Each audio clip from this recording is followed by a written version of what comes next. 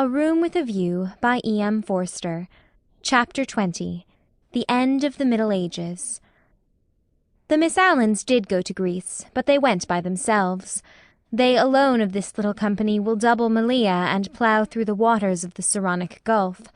They alone will visit Athens and Delphi, and either shrine of intellectual song, that upon the Acropolis encircled by blue seas, that under Parnassus, where the eagles build, and the bronze charioteer drives undismayed towards infinity. Trembling, anxious, cumbered with much digestive bread, they did proceed to Constantinople, they did go round the world. The rest of us must be contented with a fair, but a less arduous goal. Italiam petimus, we return to the Pension Bertolini. George said it was his old room. "No, it isn't," said Lucy, "because it is the room I had, and I had your father's room. I forget why. Charlotte made me for some reason." He knelt on the tiled floor and laid his face in her lap. "George, you baby, get up." "Why shouldn't I be a baby?" murmured George. Unable to answer this question, she put down his sock, which she was trying to mend, and gazed out through the window. It was evening, and again the spring. "Oh, bother, Charlotte," she said thoughtfully. "What can such people be made of?" "Same stuff as parsons are made of." "Nonsense."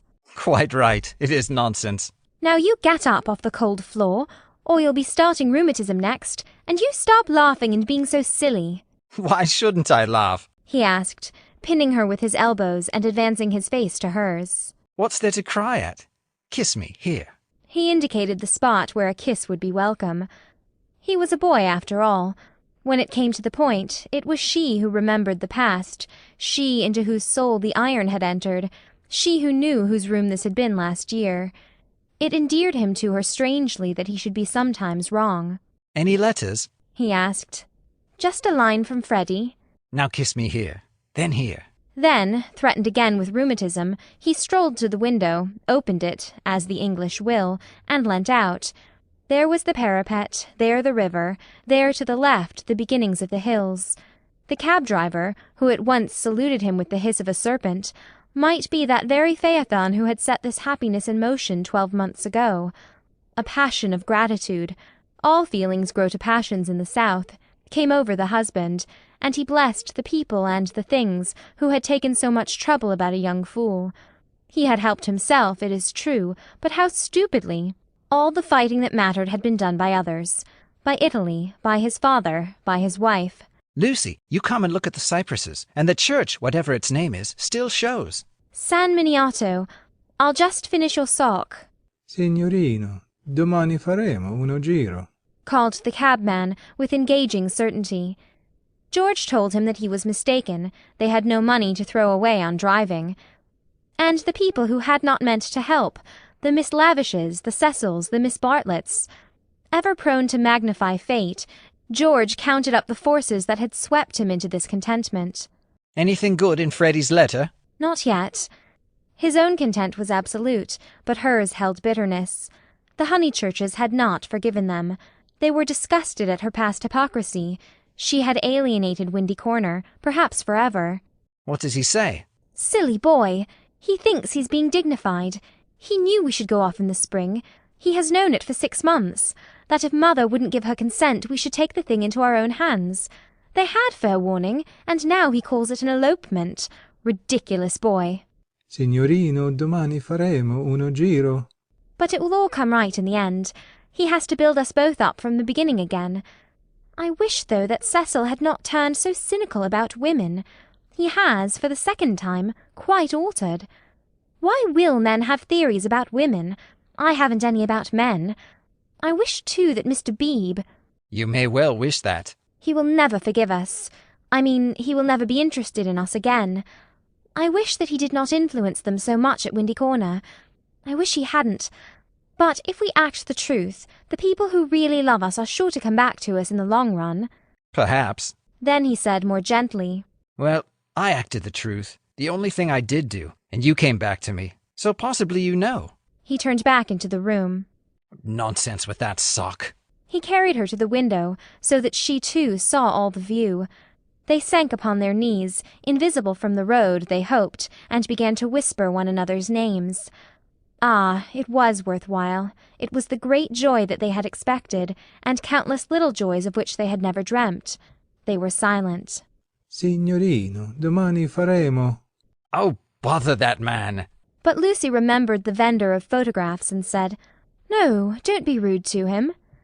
Then, with a catching of her breath, she murmured, "Mr. Eager and Charlotte, dreadful frozen Charlotte, how cruel she would be to a man like that."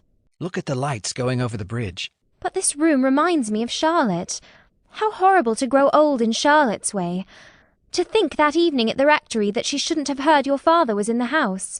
For she would have stopped me going in, and he was the only person alive who could have made me see sense. You couldn't have made me. When I am very happy," she kissed him, "I remember on how little it all hangs. If Charlotte had only known, she would have stopped me going in, and I should have gone to silly Greece, and become different forever." But she did know, said George. She did see my father, surely. He said so. "Oh, no, she didn't see him. She was upstairs with old Mrs. Beebe, don't you remember, and then went straight to the church. She said so." George was obstinate again. My father, said he, saw her, and I prefer his word. He was dozing by the study fire, and he opened his eyes, and there was Miss Bartlett, a few minutes before you came in. She was turning to go as he woke up. He didn't speak to her. Then they spoke of other things, the desultory talk of those who have been fighting to reach one another, and whose reward is to rest quietly in each other's arms. It was long ere they returned to Miss Bartlett, but when they did, her behaviour seemed more interesting. George, who disliked any darkness, said, "It's clear that she knew. Then why did she risk the meeting? She knew he was there, and yet she went to church." They tried to piece the thing together. As they talked, an incredible solution came into Lucy's mind. She rejected it, and said, "How like Charlotte to undo her work by a feeble muddle at the last moment." But something in the dying evening, in the roar of the river, in their very embrace, warned them that her words fell short of life, and George whispered, Or did she mean it? "Mean what?" Signorino, domani faremo uno giro. Lucy bent forward and said with gentleness, "Lascia, prego, lascia. Siamo sposati." Scusi tanto, signora. He replied in tones as gentle, and whipped up his horse. "Buonasera, e grazie." Niente. The cabman drove away singing. "Mean what, George?" He whispered, Is it this? Is this possible? I'll put a marvel to you, that your cousin has always hoped, that from the very first moment we met, she hoped, far down in her mind, that we should be like this. Of course, very far down, that she fought us on the surface, and yet she hoped. I can't explain her any other way. Can you? Look how she kept me alive in you all the summer, how she gave you no peace, how month after month she became more eccentric and unreliable. The sight of us haunted her, or she couldn't have described us as she did to her friend. There are details. It burnt. I read the book afterwards. She is not frozen, Lucy. She is not withered up all through. She tore us apart twice, but in the rectory that evening she was given one more chance to make us happy. We can never make friends with her or thank her, but I do believe that far down in her heart, far below all speech and behaviour, she is glad. "It is impossible," murmured Lucy, and then, remembering the experiences of her own heart, she said, "No, it is just possible." Youth enwrapped them. The song of Phaethon announced passion requited, love attained.